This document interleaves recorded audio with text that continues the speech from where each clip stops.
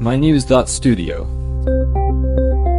Under the bright lights of Dubai, nearly 200 countries agreed to begin moving away from fossil fuels. But can a few words on paper really change the world? So just to orient everyone, today is 2025-10-21. Let's rewind to last December.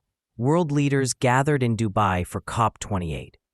While that was happening, we saw record-breaking heat waves, wildfires, floods, climate disasters everywhere. The big question going in, would countries finally address fossil fuels head-on? Because for years, these agreements sort of avoided the topic. Exactly. Scientists had been warning us. Limiting global warming to 1.5 degrees Celsius was slipping further away.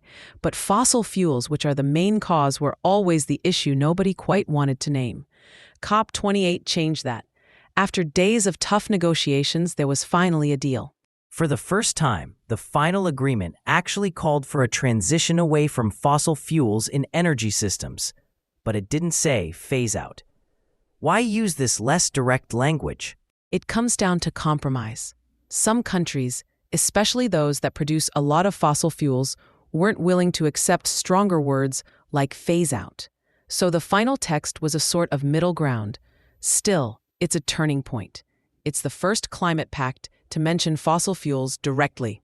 The agreement also set some targets: triple global renewable energy, double energy efficiency by 2030, and speed up cutting down on coal. Plus, there's the Loss and Damage Fund, over $700 million pledged to help vulnerable countries. But is that really enough? It's a beginning, but many people think it doesn't go far enough. Climate-vulnerable countries and activists were hoping for more. Their main argument is that without strict rules or much larger funding, staying under 1.5 degrees Celsius will be hard. Then there's the issue of accountability. Since this deal isn't legally binding, what actually makes countries stick to their promises? That's where the Paris Agreement's global stocktake comes in. By 2025, every country has to submit updated and stronger climate action plans. Those are called Nationally Determined Contributions, or NDCs. The main enforcement is public pressure, attention from other countries, and basically, a shared commitment.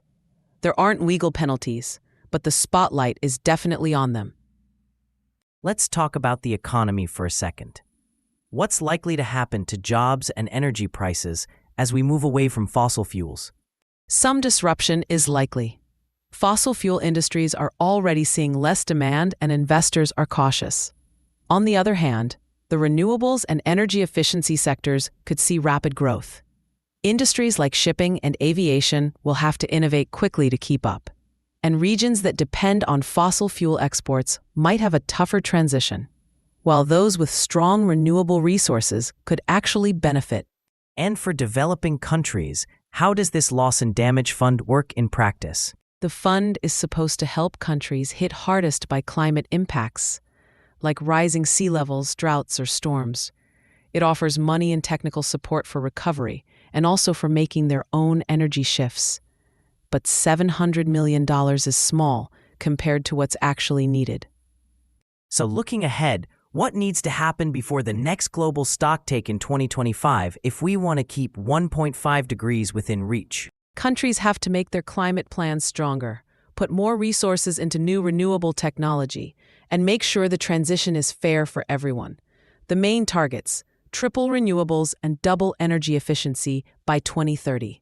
And, maybe most importantly, countries need to work together, especially to help those most at risk. So, does this agreement actually mean the end of fossil fuels? Not immediately. It's the first time countries have openly pointed to fossil fuels as the problem. But whether it leads to real change depends on what happens from now on.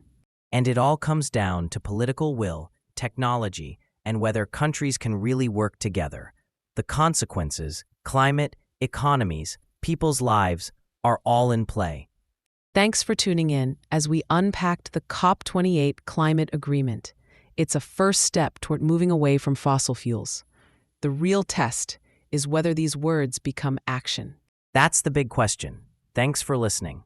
This episode was brought to you by mynews.studio. Try it out for free.